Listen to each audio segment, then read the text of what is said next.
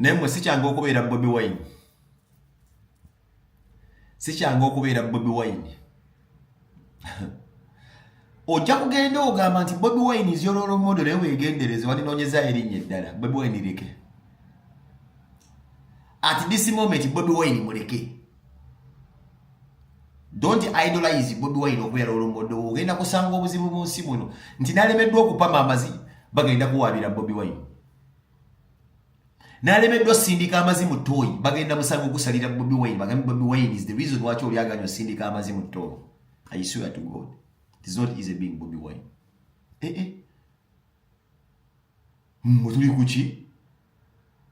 Tuli kuchi? So, one of the pioneers of Firebase, never founder, eyakatufa akatuvudde ku maaso IRP, Master Parrot. Avudde mu bulamu bw'ensi. Naye tulemeddwa okunoonya ki ekisse Parrot. Tustadde olukongolo mu Bobi Wine nti Bobi Wine yamusuulirira, Bobi Wine tamuyambye. Actually, this is insane. Kyovula banze ngamba omwana w'omuntu yenna ali eyo toweegomba Bobi Wine kuba ogenda kwetikka omusalaba gw'ensi yonna. So we are yet to see posters and flyers nga bagamba Bobi Wine yasuulirira eri mutwe. We are yet to see people complaining nti Bobi Wine yasuulirira Alex Mufumbiro. Abantu baba batya mwana? Lero mwentegedde nti Bobi Wine ayina mandate ku death. Lero mwentegedde nti Bobi Wine ono yensonga ky'abamu bakyassa.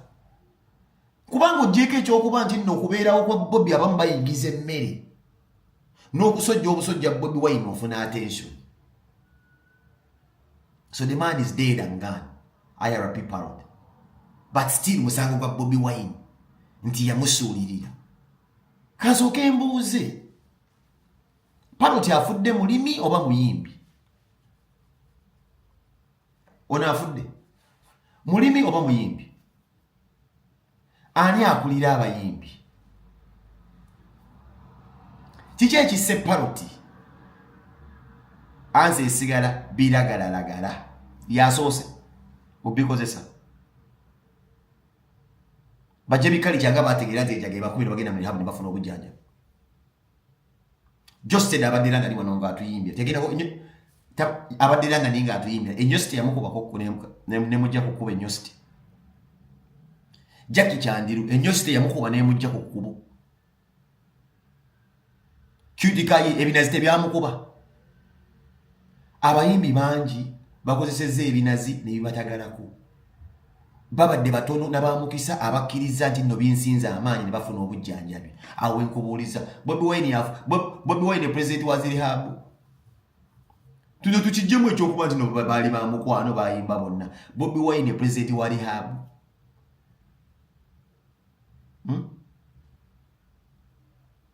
Mbadde manyi Parrot saaza tuziika muyimbi. Era omuyimbi oyo ayina ababatu abamutwala oba bamufuga. Tulina president w'abayimbi. N'owulira nti simanyi UMF bibiina bingi. Naye tuziika muki? Tuziika Resomania. Tuziika mulimi. Muvubi tuziikaani.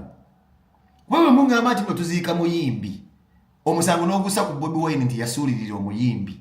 Nga tulina ekibiina ekiyamba abayimbi bafuna ebizibu. Nini sibategeera. Mudula. Sikumanyi nnyo muto n'enkulaba ng'omuvubuka nga kaliyayo just okuba mu music obuyisaayisaye. Sibayo baza n'okuyizina olimba lwa Mudula. Sikulimba kuba siri muzinya not dancer. Era nze music imbu n'osuubira ojja kunsanga when I'm grooving nga just mu byakuzina buzinyi oba olimba. Sikulabangako Mudula, kulabako omulundi gumu obulamu bwange bwonna. Mwe abamu ku bayimbi aba breaking the through nga ndi Bulaayi n'okuba nduddeyo. Actually, recently when nasoose okulaba ku muyimbi gwe bayita Levikson, obulamu bwange bwonna Levikson namulabye weeks 2 babiganga bwafaanana naye simulabangako. Era Mudula naye nakulabako omulundi gumu shedi nga akuleesa e London. Era nzijukira bakufunira abantu awo mu London abaali bazina abantu nga 20 ku stage. Tugenda twasigala tutudde tuti. Lwaki? Weerabira mu diplomats.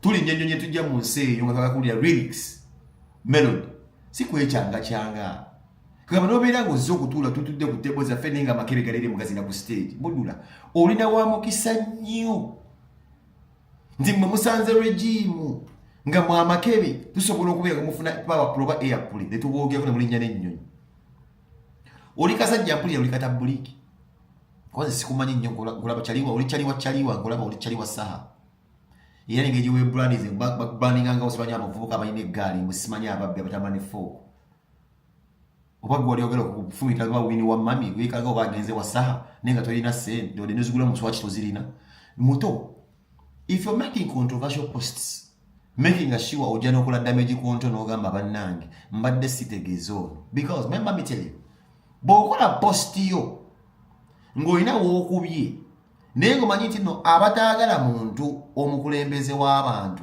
bayinza ogikozesa ne bayipinga erinnya lyo nga kaburani njogera ka Jessica Music akatalitali guli mwimbi wa butalitali nga bagenda kukozesa bambi bakuteeke mu kattu ng'alumba omuntu ayagalwa abantu werwanangako mangu no music industry nga wojogerako mu DC music industry togimanyi oyo omusajja afune tolina mu authority kujogera kumwogerako boba toweza myaka 4 oba 36 paroti wa mmanyadde na Budula boba ogamba nti no Bobi Wine asuddeyo simanyi paroti gwe paroti wa mmanyadde biseera ki mwaka kisibu gwotayense wano okuyimba recent kuyinza okugamba Spice Diana amanyi paroti nga mmanyirawo it is okay magalo omujiji gw'abaana abato bayinza okuyimba bu music bwa doti nituwuliriza naye obanga oyogera ku basajja batandika okuyimba ennongo ng'abasajja be twakolera mu paroti gwatu tuyina na kugira kigambo n'ekimu baraga Compias ba Mad Trigger ba Uncle Orlando ba Uncle Megadi kati fe tuyina okugira ku twatabulanga n'abasajja kati kati buyanga nti Bobi Wine simanyi mpuli ataso zimba akantu nti Bobi Wine bannange Bobi Wine si yakola enguudo njobola oluguudo lwabadde mu mbeera mbi motoka nebeera musimanyi oba newaba negenda etta omuyimbi abayimbi bangi abafudde mu accident ogamba Bobi Wine yabatta basudde bagamba yavuga simanyi yali anywa bbiya ekipa negenda wambega wa buleki n'afa era Bobi Wine yatta basudde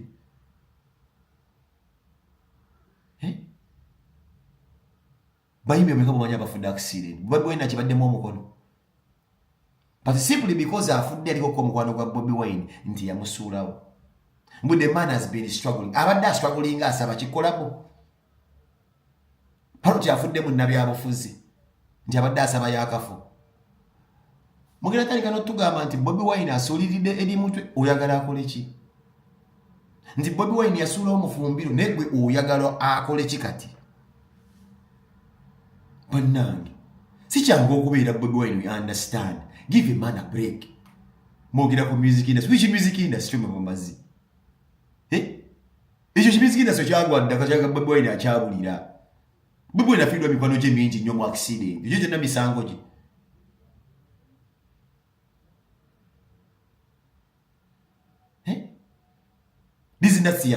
dizinasi yafaalina bebe kulwa kujinja nudi mulika janemu mwangati mwagamba Bobi Wine muno musango gwa Bobi Wine dizinasi mulika sei yamutta Weatherman yafiira ku boda era musango gwa Bobi Wine picho yata Weatherman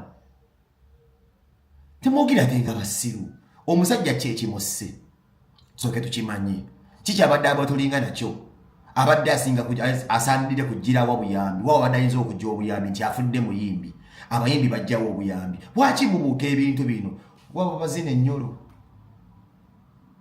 babazina ennyolo ennyolo efuuse ennyolo kati ng'onyumiza music industry nga mulina omuyimbi omukazi eyaggulawo podcast naye ng'asiiba agamba abasajja bantama naye nga bwe kimwangwirayo okufuna omwana agenda mu maka g'oli mukazi munne awankuleyo omusajja naye nga bewo ne alternatives endala abasajja abatunda spams n'ogenda n'ogula mazzi ga musajja ne bagakkuba ng'omusajja otaliiko nkaayana oseeta kitiibwa kyo nga burandi y'omukyala tewali agenda kugamba nti olutte mukyala musajja wa muno alternative yaliwo kuba beyita baboosi era bakimanyi alternative eri osobola okugula amazzi bagakuba abasajja gye bali abatunda amazzi naye era yanoonyayoko mukazi munne atebenkedde n'agenda n'akwakkulayo omusajja oyo naye ennaku zino ye muyimbi bw'anaafa musango gwa Bobi Wine naye yaggulawo podcast abaako baatuuza n'abagamba abasajja bantama ono y'omu ku music industry agiwabizza akwatwa abakazi abayimba edda bamaama baffe tolibadde tuwa ekitiibwa ne n'atula ku pano bamuwaddeyo ekyetaano ekya transport jantukola akantu mukyala wa kitiibwa bamuwaddeyo byasi 5,000 naye ajja kujja ku podcast atuula agambe nze omusajja bw'azaala eyo abaana tobandeetera ulira bannange gye tulaga nene oyo ayina abantu abaze bamulaba nti muyimbi wankizo nkulaga industry gwe mudda gy'oŋŋamba n'oyo mu biseera bwe yayimbira alina abamukkiririzaamu nti muyimbi w'amaanyi naye akugambye ku myaka gye nti omusajja bw'azaala eyo abaana tobamuleetera ye talina garanti nti bw'alifa ababe tebali baboola yeerabidde nti omwana yenna aba mwana era omwana w'omusajja yenna aba wuwo kuba naawe oli mukyala osobola okuva mu kifo omukyala oyo kye yalimu nawe n'oseseetuka n'olekawo ababo naye obwongo tebulina naye ate batugamba betulina okuwa ekitiibwa ye music industry waki temusirika kuba musirika musounding a little bit knowledgeable naye n'oyo tujja gamba maama gy'olita kawalya tumuwa ekitiibwa atudde n'enkwayatu egamba saagala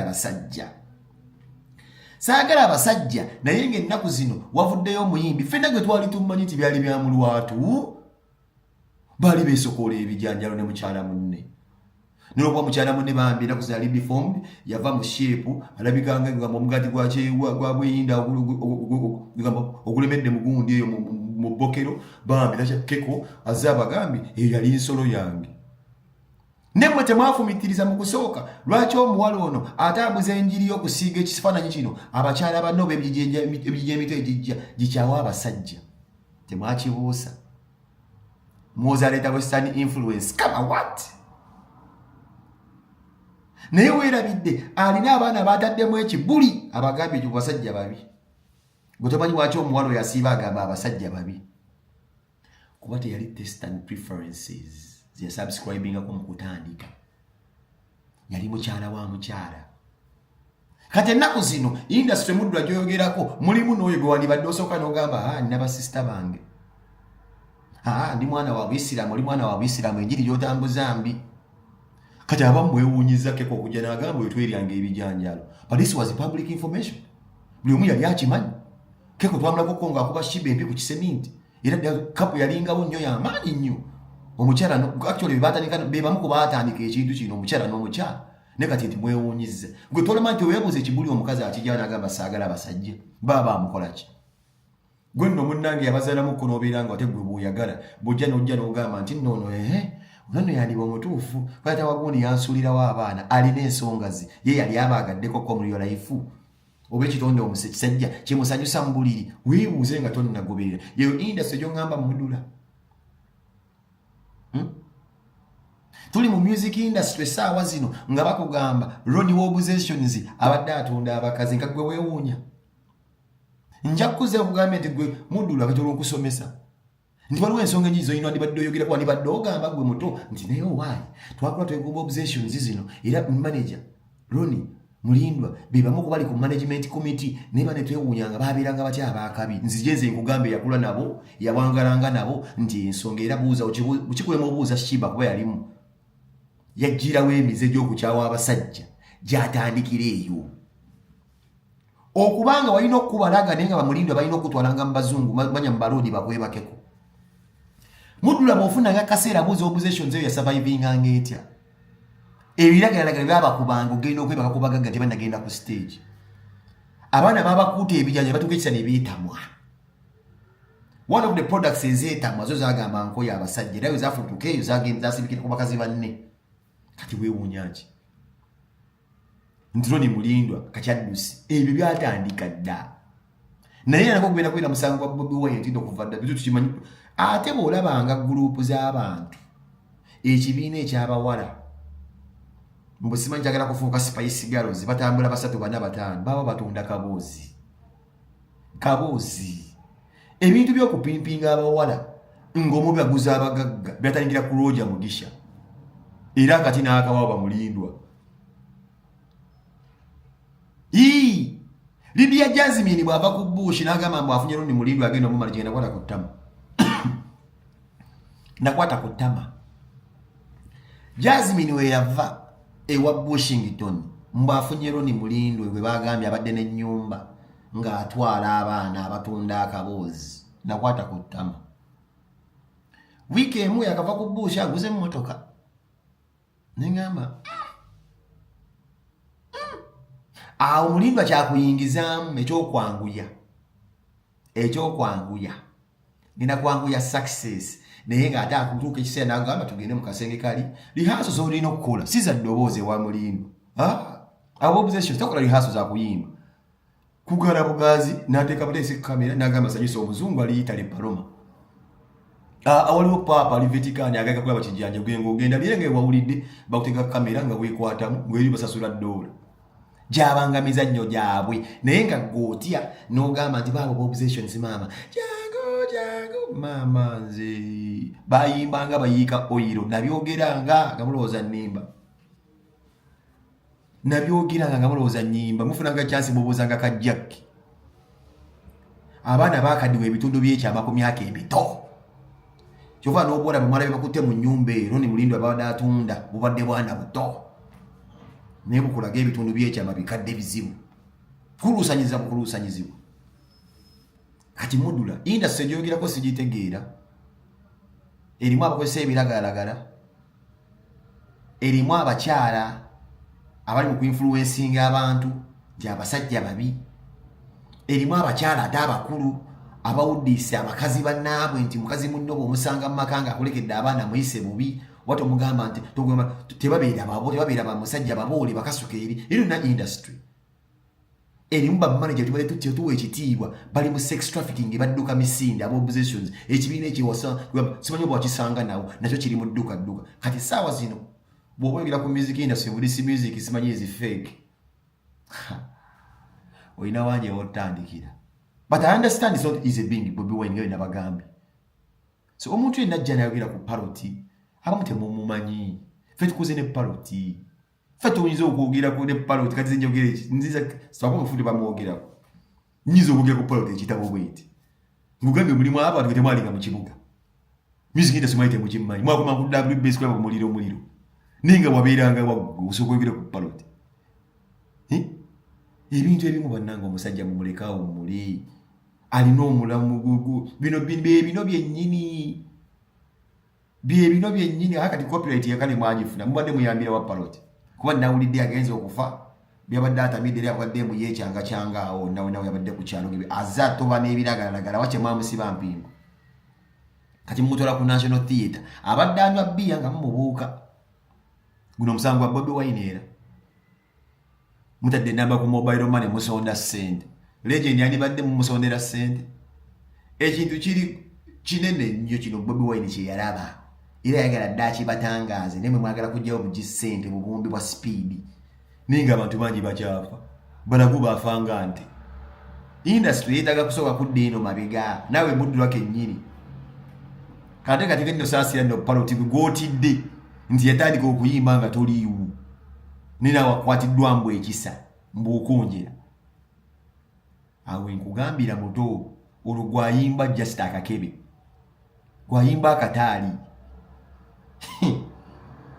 gwe nawe bw'oliza watulibera tuli kutwala mu National Theatre parody mpulidde bagira kumutwala mu National Theatre ne Mudula gwe bw'oliyimba n'ozaawa ala n'akutwala simanyi oba ndibeerawo oba simanyi nesinga akyaguleko si yakireeta tunakutwala mu National Theatre n'aka kakebe k'oyimba akataali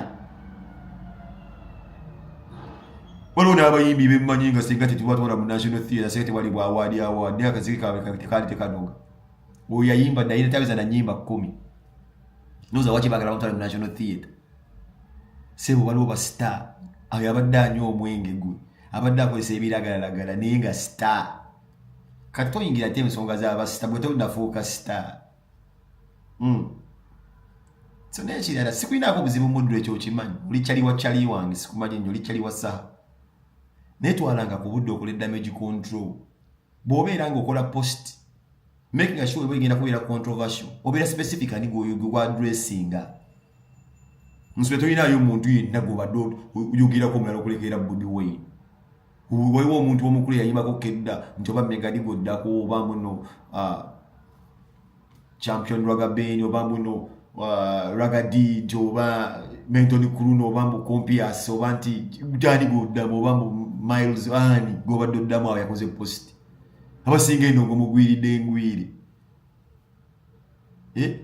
uli mwana muto gwe kicho omanyi ku ndongozo embo this industry has done you a favor nti namwe you can coexist today ne muli akagati nite muli bayimbi ezemberenge zibalukira mu studio zemuddawo ne muzina zino obugundi bwa mabombo dombodo ngodinko litunza mutwala mu National Theatre muto bobango wakala kwa addressinga Bobi Wine video mbadde lineate muku woluzajja kasiramu alesi kulaba nga musajja wa ntalo naye obeeranga mwagala kwa addressinga industry no mugete mujiyingirire ddala ebintu bingi ebiri mu industry mba mwina okwogera kuti mumanyira Bobi Wine talina post yonna jambo yakulira bayimbi uyu musajja nemulako kune ku video emu nga Mozeredi yalinnya ku mmeeza era nga bagenze byabayimbi Mozeredi musajja bwali bakamundo bekyaddondo Mozeredi nalinnya ku mmeeza awo musajja atunudde butunuzi bwa uyu musajja mukkakkamu abayimbi tabasobola na bafuga abamanyi bemukozesa Bobi Wine amanyi kisio kyasinza okuba ekizibe bayimbi temusiima muli bamululu percentage esinza okunywamu Bobi Wine olukwe badde bayimbi mujja kumuzaba mu kitebe ne mwefuuli abamayinja bani bakamiri basimanyi nimekadi bagenze muze mubalaba Bobi Wine abayimbi abamanyi ate nawe mudula nawe bapoloti obadde omumanyi nnyo gobadde omuyambira miso no bad blood just ebadde warning freestyle tonzikiriza nenzira mu party na buli muntu yenna ateeka Kyagulanyi Mugasi ono kibinyo ekyokufiirwako omujasi waffe 006 manyi paloti gyoli ompulira omanyi betwakola betwayitamu okuyiriba akasana kasooli wali eri ne bazandamaani kasima fenali ekkubo until we meet again better. Hope.